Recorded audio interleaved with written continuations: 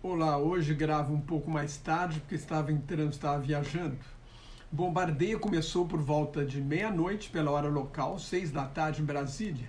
Em 30 minutos, os Estados Unidos bombardearam 85 alvos de 7 locais diferentes ligados à Guarda Revolucionária Iraniana e a milícias armadas, treinadas e financiadas pelo Irã, no Iraque e na Síria.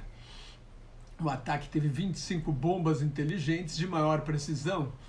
É a primeira resposta à morte de 3 soldados norte-americanos num bombardeio de drone a uma base militar na Jordânia no domingo passado.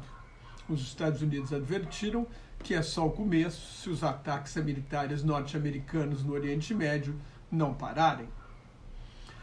O ataque foi realizado por aviões bombardeiros B-1B que saíram de uma base da Força Aérea no Texas e voaram diretamente dos Estados Unidos sem parar até 6 alvos, numa distância de 10 mil quilômetros, e foram reabastecidos no ar, numa demonstração de força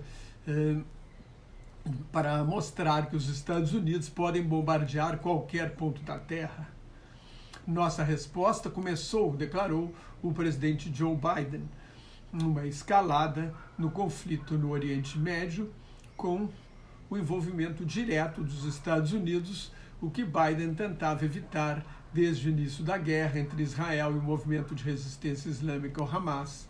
Em 7 de outubro, os Estados Unidos tentaram conter a expansão do conflito para o Líbano e a outros países do Oriente Médio, como Síria e o Iraque. E o Irã está por trás, como financiador de todas as milícias que atacam Israel, os Estados Unidos e a navegação no Mar Vermelho, mas não houve ataques em território iraniano. Biden declarou que os Estados Unidos não querem guerra no Oriente Médio, mas se um norte-americano foi morto, vai responder. Os alvos foram centros de controle e comando, centros de inteligência, arsenais e fortificações usada pela Força Quds, o braço armado da Guarda Revolucionária Iraniana para ações no exterior, e milícias afiliadas. Todos os alvos estavam ligados aos mais de 160 ataques realizados contra forças dos Estados Unidos estacionadas no Oriente Médio, na Síria, no Iraque e na Jordânia, desde o início da guerra, como declarou o porta-voz do Conselho de Segurança Nacional dos Estados Unidos, John Kirby. O objetivo da operação militar é punir o inimigo e reduzir a sua capacidade ofensiva. Também um alerta para tentar deter novos ataques, constrangendo os inimigos dos Estados Unidos a não reagir, sob pena de sofrerem um bombardeio ainda mais devastador. Os Estados Unidos querem mostrar que pagam alto preço quem atacar norte-americanos, mas a retaliação ameaça inflamar o Oriente Médio. Foi o maior ataque contra milícias xiitas aliadas do Irã. Várias explosões secundárias foram ouvidas no leste da Síria e no oeste do Iraque, numa indicação de que arsenais foram atingidos. A resistência islâmica do Iraque disparou drones contra uma base aérea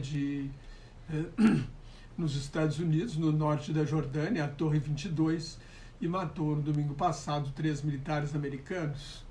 No Irã, o presidente Ibrahim Raisi declarou que o país não quer a guerra, mas vai reagir a qualquer ataque. Isso significa que o Irã e as milícias aliadas pretendem contra-atacar, talvez espere um pouco. O porta-voz de Segurança Nacional da Casa Branca disse que foi apenas o primeiro ataque, então pode haver novos bombardeios de parte a parte no futuro próximo.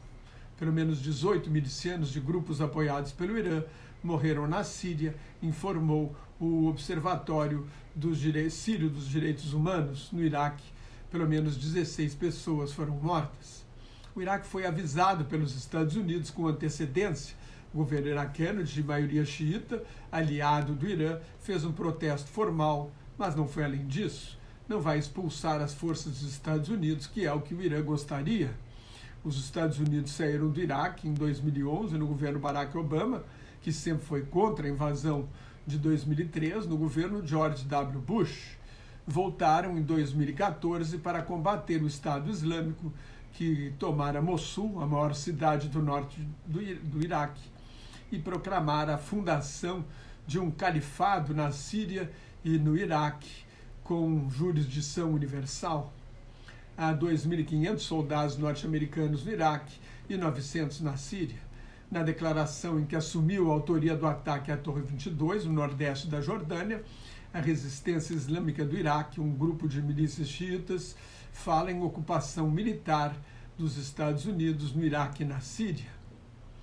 O Departamento do Tesouro dos Estados Unidos impôs sanções a 6 oficiais do Comando Cibernético da Guarda Revolucionária Iraniana e a uma rede de fornecedores ao Irã de materiais e tecnologias sensíveis para os programas de mísseis balísticos e de veículos voadores sem piloto, os drones, que se tornaram armas de guerra importantes. Os procuradores do Tesouro dos Estados Unidos também apreenderam 108 milhões de dólares, mais de 500 milhões de reais, que seriam um fundo de lavagem de dinheiro do petróleo usado para financiar o Hamas. Nos Estados Unidos, o senador republicano Roger Wicker criticou o presidente Joe Biden pela fraqueza dos contra-ataques anteriores, depois de 165 ataques, o número oficial divulgado pelo Pentágono, o Departamento da Defesa dos Estados Unidos. Biden só contra-atacou para valer depois da morte de 3 reservistas, e esta crítica da oposição republicana. Mais cedo, o Irã revelou que um oficial da Guarda Revolucionária Iraniana, em serviço na Síria, foi morto por um ataque de Israel na manhã de sexta-feira, na zona sul de Damasco, a capital síria.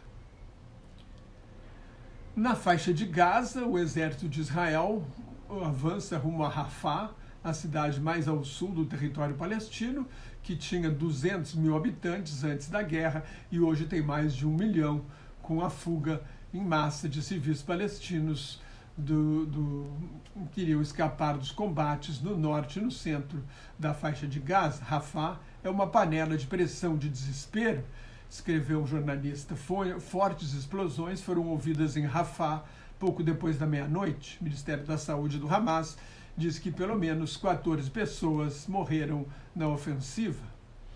As negociações para uma trégua e a troca de reféns israelenses por presos palestinos foram suspensas por alguns dias para que representantes do Hamas consultem o que chamam de forças da resistência.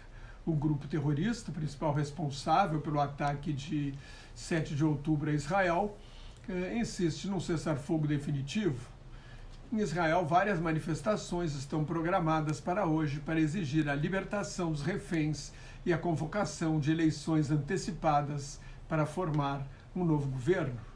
Se você gostou, assine meu canal no YouTube, leia o meu blog Globalização em Crise, me siga no Twitter, no Instagram, no Threads, no LinkedIn, no Facebook, onde colaboro com o Grupo Quarentena News. Muito obrigado pela sua atenção. Shalom, que é paz em hebraico. Salam aleikum, a paz esteja convosco em árabe. Até mais. Tchau, tchau.